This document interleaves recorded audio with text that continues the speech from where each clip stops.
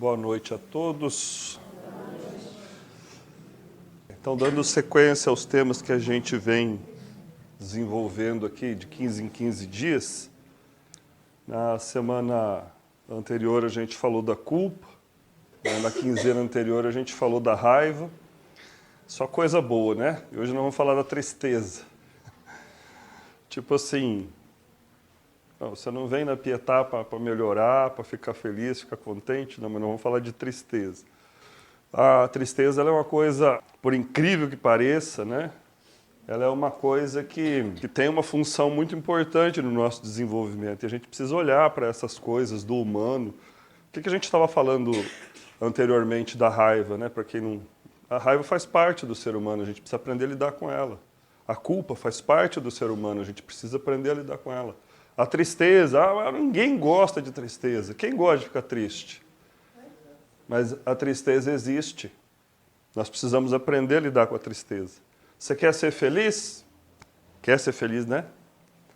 Não tem como ser feliz se você não aprender a lidar com a tristeza. Quem é feliz porque sabe enfrentar a tristeza. Então a tristeza é esta coisa que faz parte da trajetória humana, da nossa sina aqui. Então nós precisamos aprender a lidar com esta coisa. E nesta noite a gente vai falar também sobre a diferença da tristeza, desta coisa que tem função, que nos ajuda a desenvolver, e a depressão, que é a doença, que tem algumas diferenças assim bem marcantes, tá bom? Bom, então assim, quando a gente fala que a tristeza é uma coisa importante, onde é que está a importância da tristeza? Pensa no seguinte, quanta coisa você já fez na vida, quanta coisa boa você fez na sua vida, fugindo da tristeza. Na verdade, tudo que você faz de bom, você faz para não ficar triste, faz para ficar feliz. Por quê? Ficar triste é tão ruim que a gente não quer ficar. E aí a gente capricha nas coisas, a gente faz as coisas certas, a gente pelo menos tenta, né? E é assim que a gente vai crescendo. Então, a tristeza, por exemplo, o sujeito está lá no emprego, ganhando pouco, com pouca escolaridade, o patrão enchendo o saco, pegando no pé, não tem valor nenhum, ele fica aborrecido com aquilo. Aí ele pega e pensa assim, não dá, eu tenho que fazer alguma coisa, eu tenho que estudar, eu tenho que...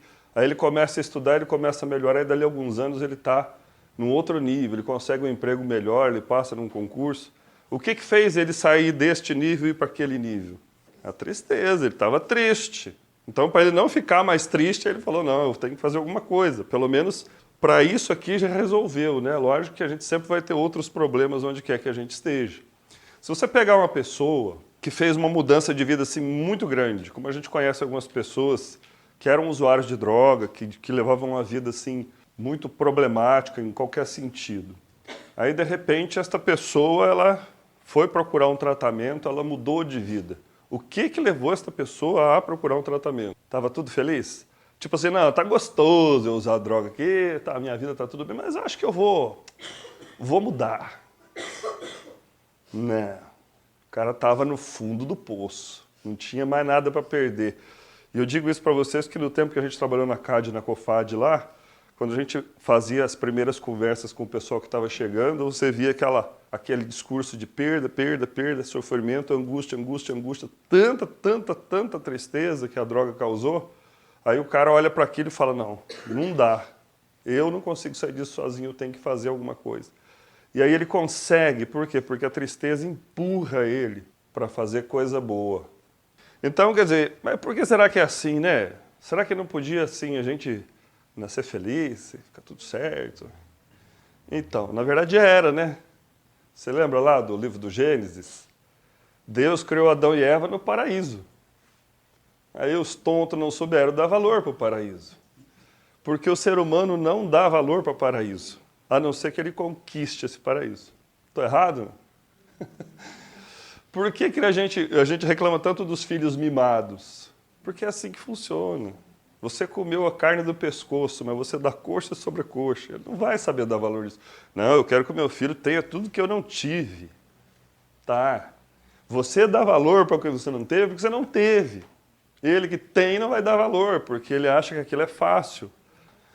Você já disse ou já ouviu alguém dizer aquela famosa frase, eu era feliz e não sabia?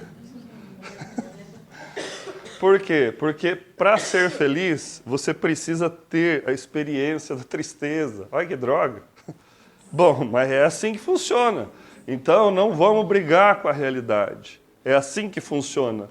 Como que eu posso ser feliz? Eu preciso saber o que é ser triste. Eu preciso conhecer a dor. Resfriado, eu acho que é um negócio mais ou menos assim, né? Domingo mesmo, tinha voz, estava falando igual um marreco, estava quase sendo dublado, né?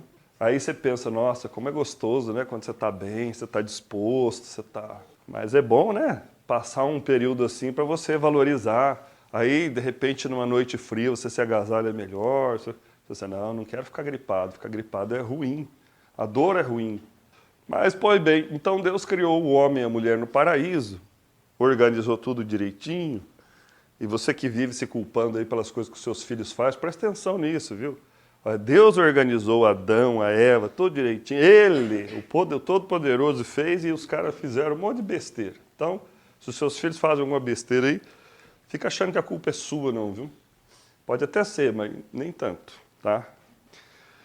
Então, fica muito chato, tudo certo. Por que um dia, quando você estiver lá no céu, você vai dar valor para aquilo? Você sabe que isso aqui não é fácil, não, né? E o que a gente vai fazer com a tristeza? A gente vai dar para ela o que ela quer, um movimento contrário. E é isso que a gente, às vezes, percebe que as pessoas têm um pouquinho de dificuldade de fazer hoje em dia. Porque, assim, a pessoa acorda meio triste, aí ela pensa, ai, parece que eu estou triste hoje. Ai, nossa, ai, estou triste, estou triste, vou deitar. Ai, estou triste, não quero ver ninguém. Ai, estou triste hoje. Péssimo. Eu estou triste, e daí? Isso eu estou falando de tristeza, não estou falando de depressão, a gente vai chegar lá, tá? Não, eu estou triste, o sábado à noite, os jovens, estou triste. Não, vou sair de casa, vou ter uma festa, vou. Mas se não tiver bom, eu fico 10 minutos e volto. Mas e se tiver bom? E se essa festa mudar a sua vida para sempre? Pro bom, né? Sempre é pro bom, né? A gente não pode ficar se prostrando diante da tristeza. A própria Escritura fala assim, não permita que a tristeza se aninhe no vosso coração. Então a gente tem que cair fora da tristeza. A gente não é fugir da tristeza, mas enfrentar a tristeza, é diferente. Eu não quero saber de... Aliás, evitar a rede social é muito bom para você não ficar aborrecido, tá? Uma coisa que me aborrece imensamente é a rede social. Eu posso estar contente, se eu começar a ver muito o Facebook, no final eu vou estar aborrecido. Não sei por quê.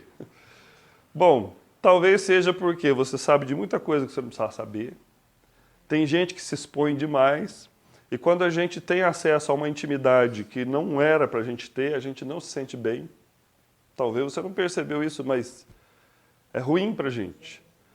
Televisão, aqueles jornais que sai sangue da televisão, que diferença faz se o marido matou a esposa e matou os filhos no São Paulo, na Austrália? Que diferença isso faz para você se você não for policial, né? Que tem os policial aí. Que diferença isso faz para você? E a pessoa fica ali vidrada naquilo. Essas coisas todas, elas vão formando um caldo. E esse caldo ele vai ficando assim por cima da gente e, de repente, num belo dia, do nada, você está triste, está aborrecido, está para baixo. Mas por quê? Tanta tristeza, tanta tragédia. Aliás, jornal, você já reparou o seguinte? Não tem boa notícia no jornal. É só corrupção, é só roubo. Aí o cara que foi filmado, foi tudo, ele fala que não foi ele, que ele vai provar a inocência. Eu já enjoei desse negócio. Eu já não estou entendendo mais nada. Mas quem que é aquele nojento que falou lá? Não, aquilo está fora do contexto. Mas você falou lá, não. Eu não entendo mais nada. E também não quero saber, porque para mim vai fazer que diferença. A gente tem que se preocupar com aquilo que está mais próximo da gente, com as pessoas mais próximas. Às vezes irritação. Pessoas que são boas, mas só coloca a gente para baixo. Caramba, conhece alguém assim? Sabia que isso daí é má companhia? Tá certo? Porque a má companhia não é necessariamente alguém que é má. A pessoa pode não ser ruim, mas ela, como companhia, ela te arrebenta. Uma pessoa que tem umas brincadeiras, que toda brincadeira dela é puxando para baixo. Se não é você, é fofocando, é falando isso, é falando aquilo. Então, a tristeza é inevitável, mas tem muita coisa que a gente pode fazer para não ficar com essa tristeza que vem desse caldo de má notícia, caldo de informação que está rodeando a gente aí nesse mundão maluco, né, que a gente está vivendo. A outra coisa é assim, às vezes a gente quer muito a felicidade, mas não para pensar no que vem a ser a felicidade. O que é a felicidade? Eu acho que a maioria das pessoas que estão aqui são cristãos, né? Beleza. Então vamos pegar como parâmetro do cristianismo de felicidade para ver se a felicidade que a gente quer, que a gente procura, que a gente deseja é a mesma felicidade que é aquela que foi proposta lá, que é aquela que as personagens da Bíblia viveram. Será que é a mesma? Olha, eu penso assim, que para os padrões de felicidade de hoje em dia, na Bíblia então não tem ninguém que foi feliz. Você já viu que o povo da Bíblia se lasca do começo ao fim? Olha só a história de Maria, por exemplo. É grávida na hora de dar à luz, tem que subir num burro, ir para não sei para onde, e eu com o nenê pequeno, tem que fugir para o Egito, e aí depois o menino grande, você acompanhar o seu filho, passar por toda aquela situação. Tudo bem que depois ficou tudo certo, né? Mas tipo assim, os discípulos que tiveram vida fácil, foram felizes, nenhum deles acho que morreu de morte natural, não foi? Me corrija aí se eu estiver errado. Só o João morreu de velhinho. Então, mas o João estava com 94 anos e estava lá na ilha de Patmos, perseguido, isolado, escondido lá, né? Quer dizer, o sujeito teve sossego. Quer dizer, e eles foram felizes? Foram bem-aventurados. O que é uma boa aventura? É uma aventura encarada, vivida, sem reclamação. São Paulo, né? E dali para trás também todos as personagens bíblicas, né, que sofreram, né, fizeram coisas incríveis, mas não foi fácil. Essa facilidade que a gente imagina ser a felicidade, será que isso é alcançável? Será que isso é possível alcançar? Será que dá para viver uma vida sem tristeza? Dá? Eu acho que eu estou desanimado. Tem pessoas que estão ficando desanimadas com isso. Poxa, eu pensei que dava para ser feliz, assim, igual um bobo alegre. Essa é a condição humana, essa é a realidade humana. A tristeza tem função na construção da personalidade. Porque quando eu aprendo a lidar com a tristeza, eu aprendo a enfrentar as coisas que dão errado, e aí então eu posso estar no meio de uma tribulação, posso estar em paz, eu posso estar feliz. Eu posso estar cheio de problema, mas posso estar tranquilo. Porque eu estou enfrentando, estou cuidando daquilo que precisa ser cuidado. Então, você veja aí pegando um gancho e falando de um erro muito comum que os pais cometem com os filhos. Os pais não querem ver os filhos sofrendo. E aí os pais poupam os filhos do sofrimento. E aí os filhos não aprendem a lidar com o sofrimento. E aí quando o filho não aprende a lidar com o sofrimento e que ele sai da barra da saia do pai e da mãe, porque isso uma hora vai acontecer, ele está lá com 12, 13, 14 anos e vem a vida como ela é, não dá para o pai cuidar, porque quando você é pequeno, tudo que você precisa, o seu pai e sua mãe, de uma certa maneira, pode dar para você, mas aí quando você tem que fazer amizade, quando o rapaz te dá um fora, quando não quer saber de você, quando o grupo não te aceita, enfim, quando fazem fofoca, enfim, quando você cai na confusão, você não sabe lidar com frustração. Sabe, é muito forte essa coisa da criançada, dos jovens não terem mais condição de lidar com frustração, ou seja, aquilo que não sai como eu quero, o cara não sabe lidar com isso. Veja como está comum este crime de uma moça terminar um relacionamento, e vice-versa também acontece, mas acho que é mais assim, no sentido, a menina termina um relacionamento, o camarada, rapaz, em vez de, sei lá, tomar uma garrafa de vinho, fazer um escândalo, né? Como se fazia nos anos 80, né? Passar uma vergonha e depois ficar lá com a dor de cotovelo dele e deixar passar. Não, ele vai e mata a pessoa. Não tem mais, não pode terminar mais. Quer dizer, a pessoa nunca ouviu um não sabe ouvir não pode dizer não para ela. Tem que ser como ela quer, porque se não for, ela não sabe lidar com aquilo. E isso vem de onde? A gente não quer que a criança sofra. É meio estranho você falar isso. Eu tenho 2 filhos, tenho um filho de 18, tenho uma menina de 8. Eu quero que ela sofra? De jeito nenhum. Só que tem coisa que não adianta, o sofrimento vai vir e ela vai ter que aprender a lidar. Ele vai ter que aprender a lidar, ele já está maiorzão, vai ter que aprender a lidar com o sofrimento na hora que o sofrimento surgir na frente dele. Precisa. E vai aprender como? De uma hora para outra? Não. A criança precisa aprender que ela tem a vez dela, que não é só ela que existe, que não é ela que não é no tempo dela. Ela precisa que as coisas não deem certo para ela. Não que a gente vá atrapalhar, você não precisa fazer nada para o sofrimento vir por criança. Vem. É só não ficar protegendo demais. Você vê, até no simples, quando a criança está aprendendo a andar, se toda hora que a criança cai, alguém vai lá e levanta ela, o que acontece com essa criança? Ela não levanta mais. Ela cai e fica chorando, até alguém ir lá levantar ela. É muito difícil levantar? É mais fácil para ele levantar do que você ir lá e pegar. E precisa levantar? Às vezes os pais não querem que a criança brinque com nada para a criança não se machucar. Às vezes a criança vai tomar vacina, o pai e a mãe choram. Você já pensou? Não, você pensa bem, se coloca no lugar da criança, tá? Você vai lá tomar a vacina, aquele troço dói pra caramba, você olha na cara da sua mãe tá chorando. Você fala assim, não, mãe, vamos cortar uma perna fora aqui, que lá no posto tem umas crianças que choram, eu vou falar pra você, viu, rapaz? Do outro quarteirão, você fala, olha, isso aqui é uma criança com saúde, um choro desse aí, não precisa nem tomar vacina, tá doido? Parece a sirene da polícia. E tipo assim, não é que dá uma choradinha, né, da agulhada, não. O rapazinho começou a chorar lá, ficou uns 20 minutos chorando. Falei, mas o que é isso? Será que estão aplicando todas as vacinas que tem? Não. E o que a gente faz? Primeira coisa. Oh, não, tem que tomar, mas não dói nada, não. Aí, mentiroso. Por que não dói? Fala que dói. Ó, dói, hein? Se quiser chorar, pode chorar, mas ó. A minha filha, quando ela tinha 4 anos, foi preciso tirar sangue, né? Aí eu falei para ela, ó, senta aqui, deixa eu te falar uma coisa, nós vamos ter que tirar sangue, tá? E dói um pouquinho, mas dói. É assim, ó, aí deu um beliscãozinho no braço dela, assim, ó. É mais ou menos assim, é uma formiguinha, mas é rapidinho. Você pode chorar, só não pode mexer, tá bom? Beleza. Você pode olhar para o outro lado, tá?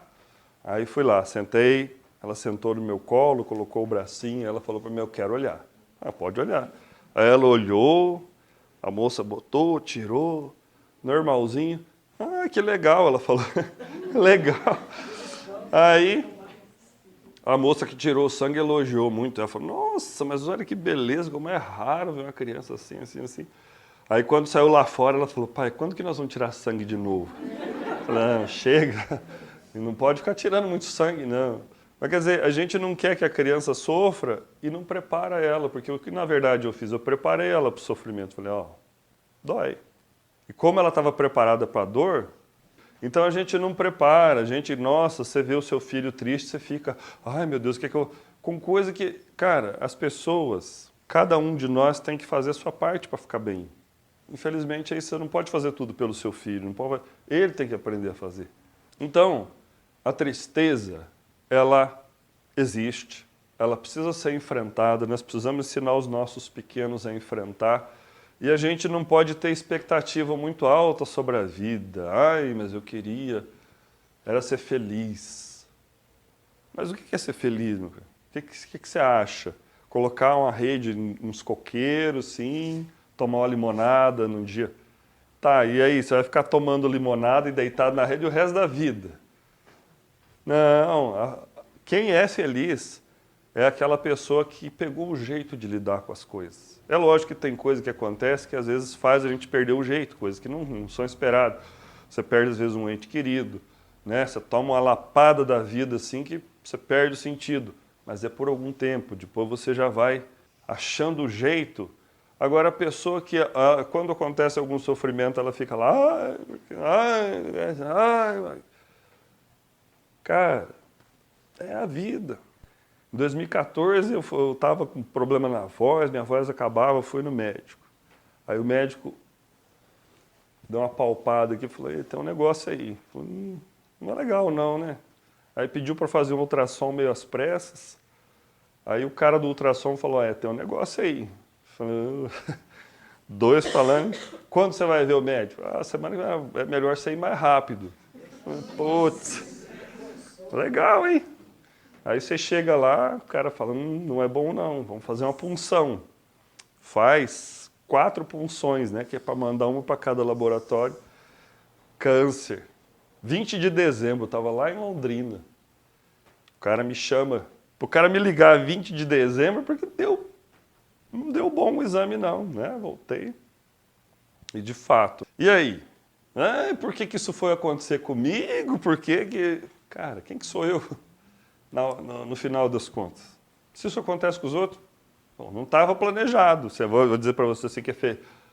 Bom, não, mas a gente tem que estar preparado. A gente não está preparado para essas coisas. Ninguém está preparado. Aliás, o cara tem que ser meio doente para ter preparado para um negócio desse, né? Já pensou, você está aí saudável e pensando assim, bom, se o ano que vem eu tiver um câncer, aí eu vou então pegar um afastamento, eu vou fazer...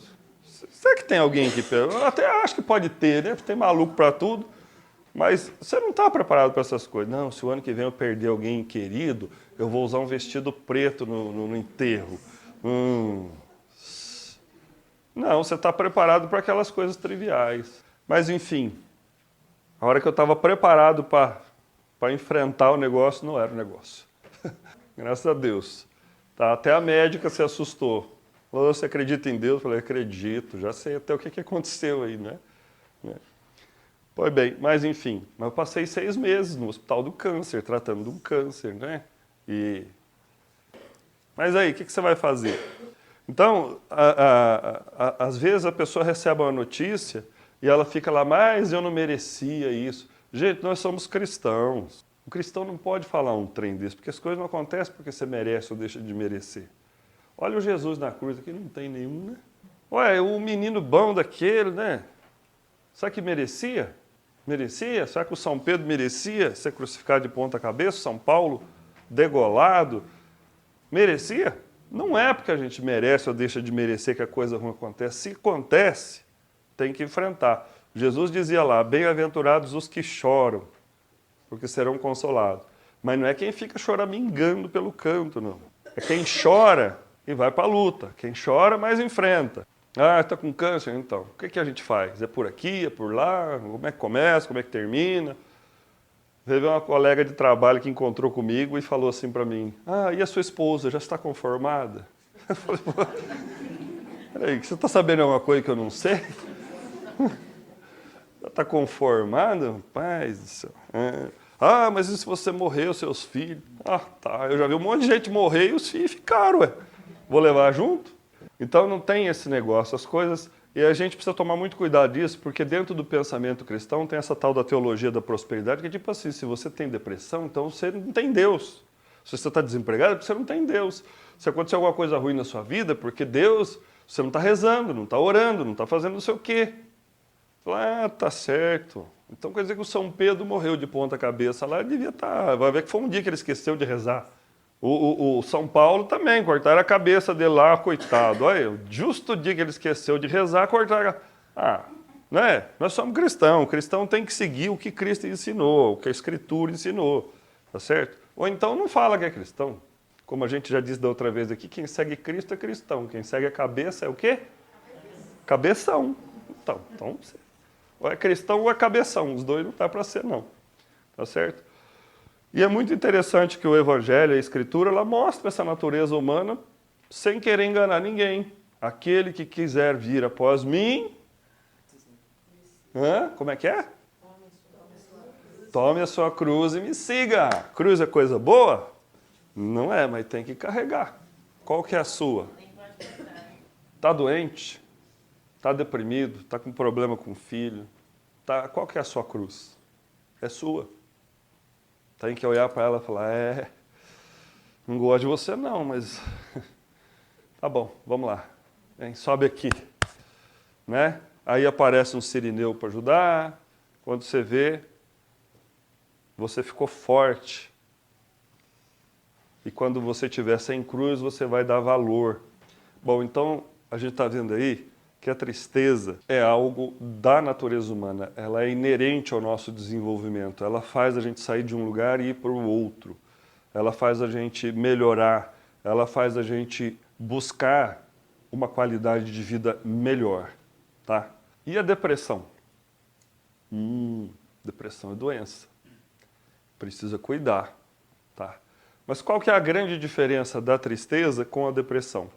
Na verdade, bom, eu vou falar sobre depressão um pouquinho, mas ó, o objetivo não é falar dos tipos de depressão, depressão maior, menor, endógena, exógena.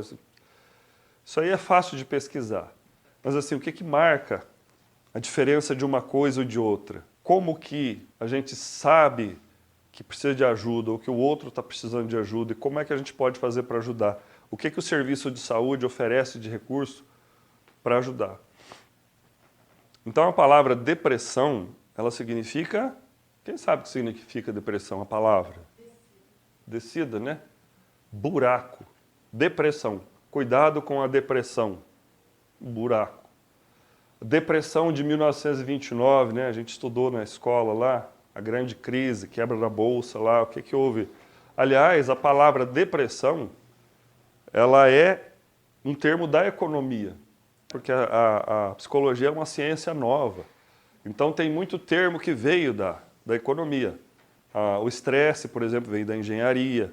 A depressão era uma palavra que indicava um buraco em termos de economia. E o Freud, que então, antes da depressão, eles chamavam a depressão de melancolia. Melancolia. Depois, então, passou a ter o nome de depressão. Então, é um buraco. A nossa energia, ela não vai mais para o mundo, ela não vai mais para as coisas, ela está toda convergindo para o nosso inconsciente, para os conflitos que estão lá dentro.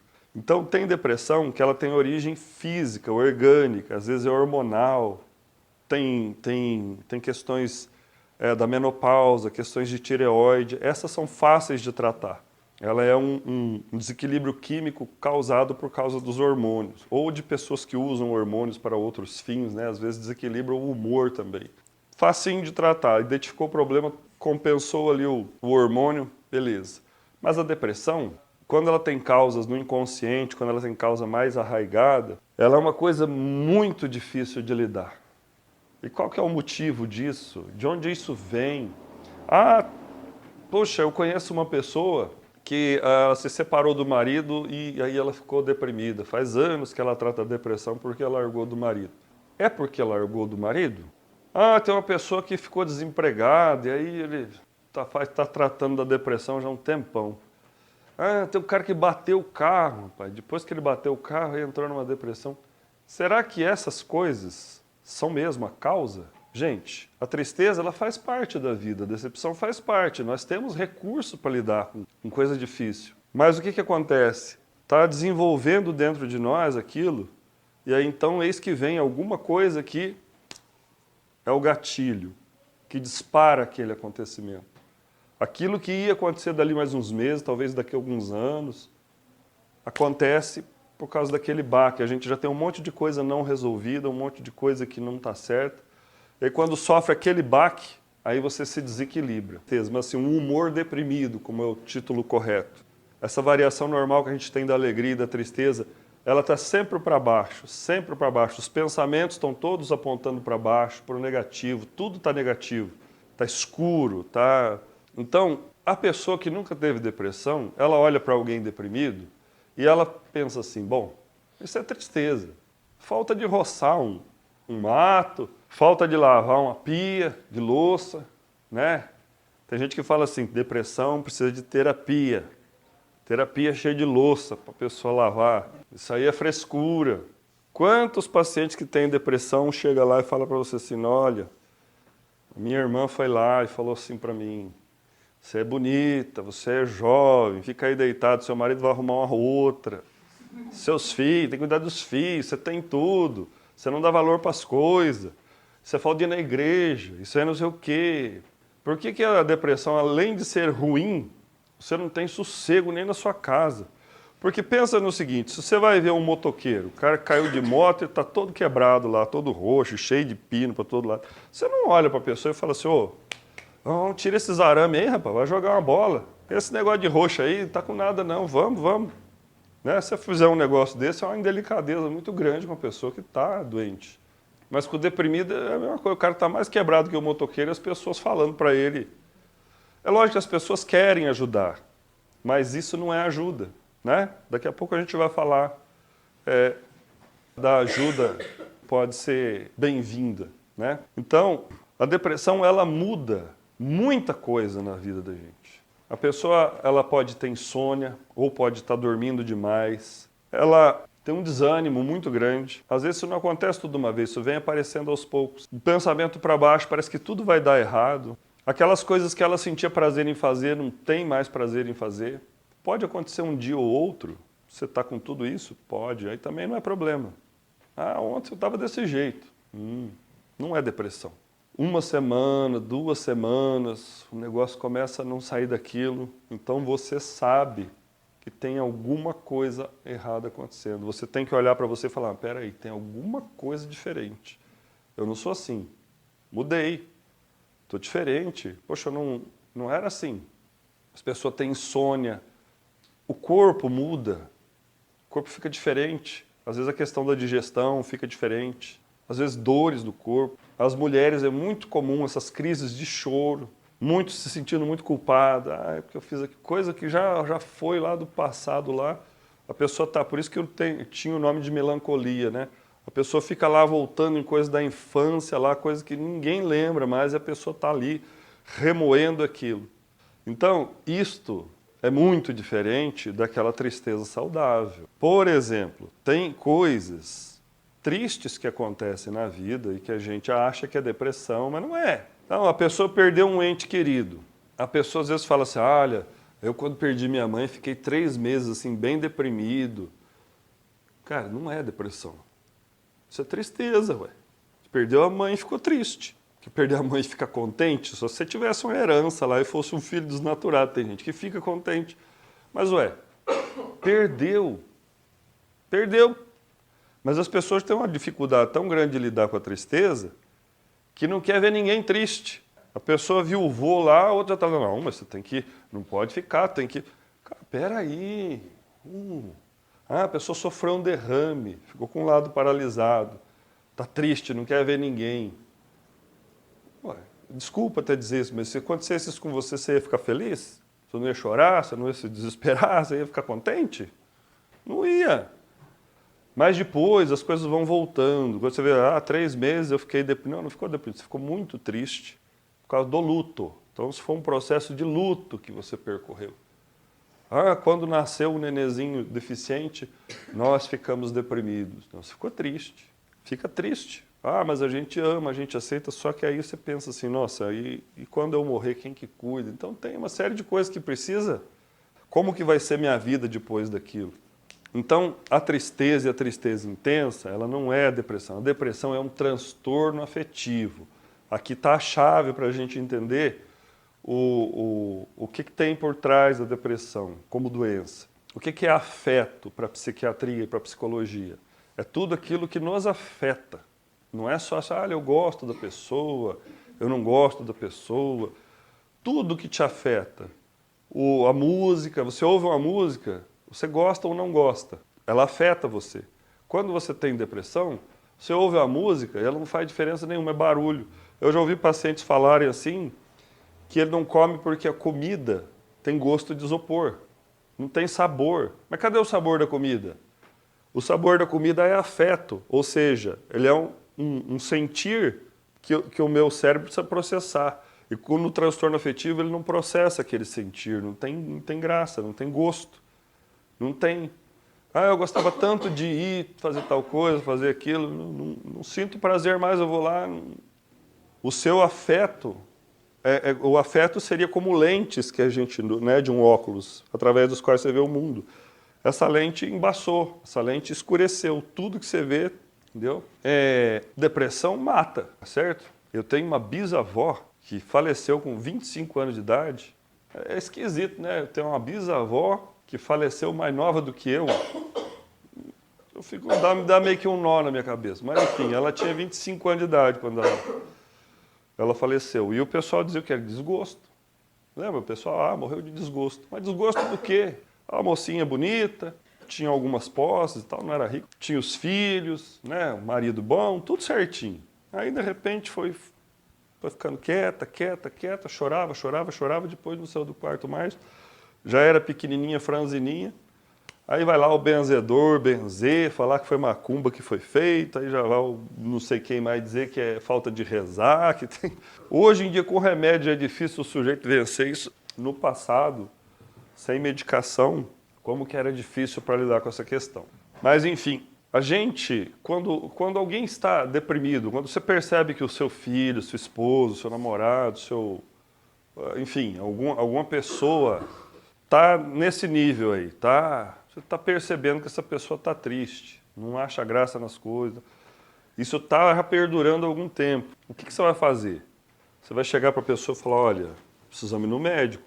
E a pessoa fala, não quero ir no médico, não vou tomar remédio. Você pode respeitar isso? Pode não? Eu acho que não. A pessoa está doente.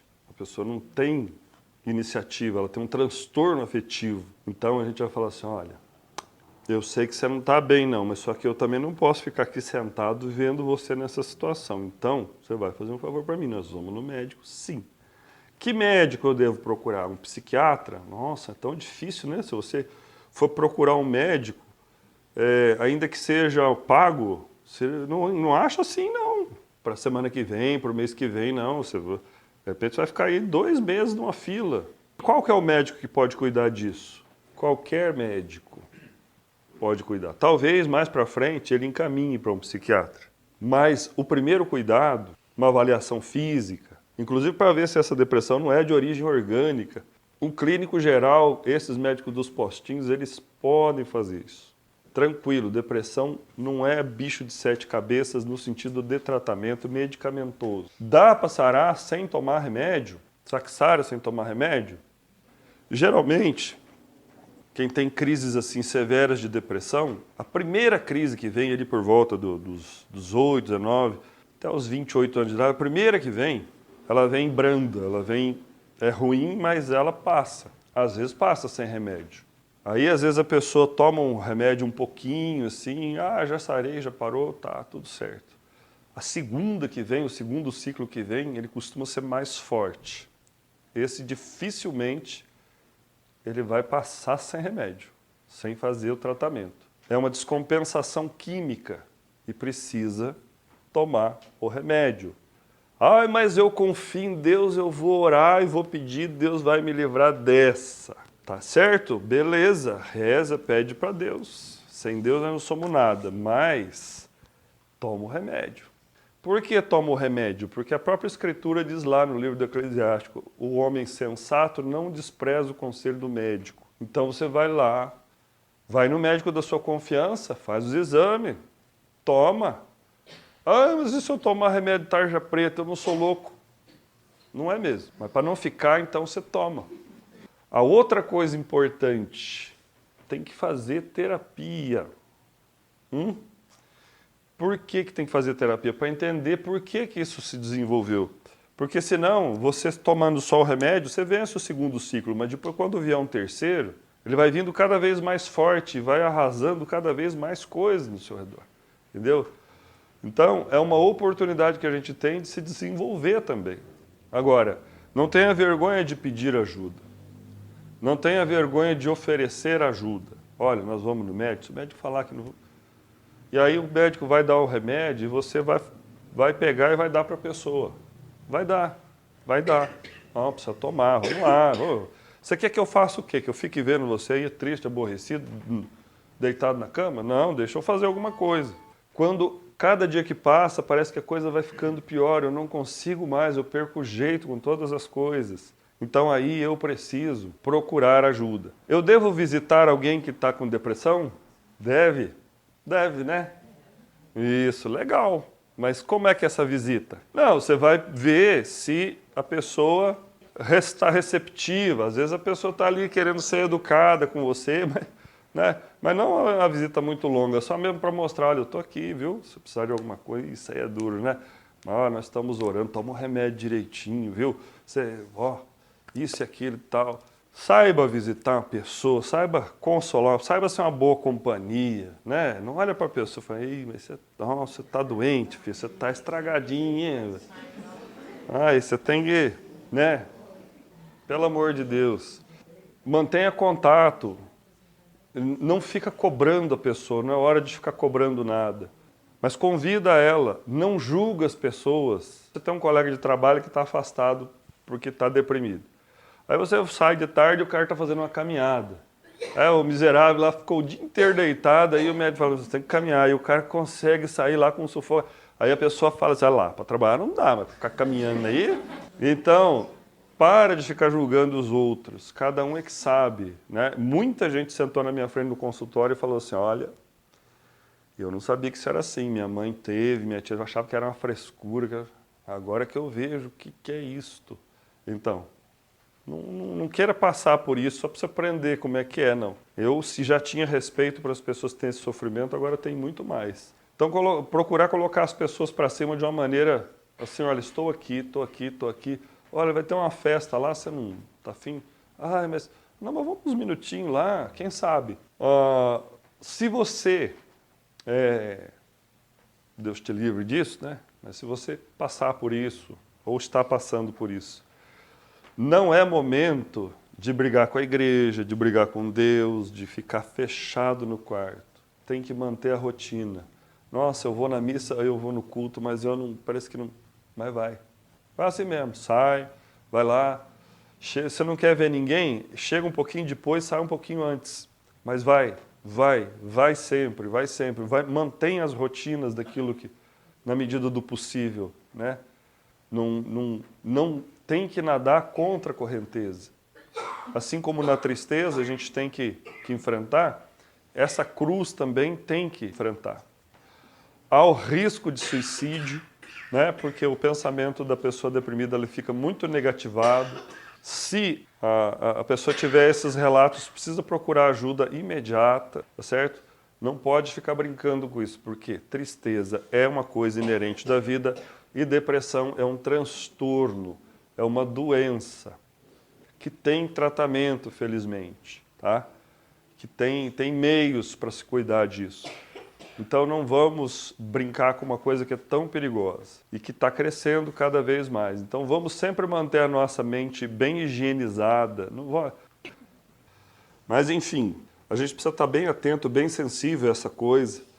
Entender a vergonha que as pessoas às vezes têm de ir ao psiquiatra, de ir ao psicólogo. E saber assim, cara, eu acho que a gente tem que pensar o seguinte, a gente não é nada neste mundo, tá? Se você precisar ir para lá, você vai, se precisar ir para cá, você vai.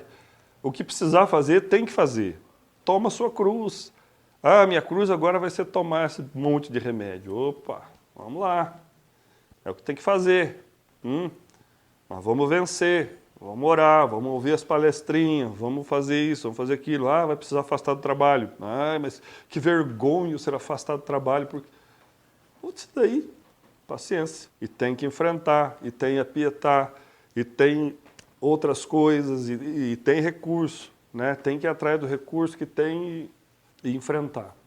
Pessoal, era mais ou menos isso.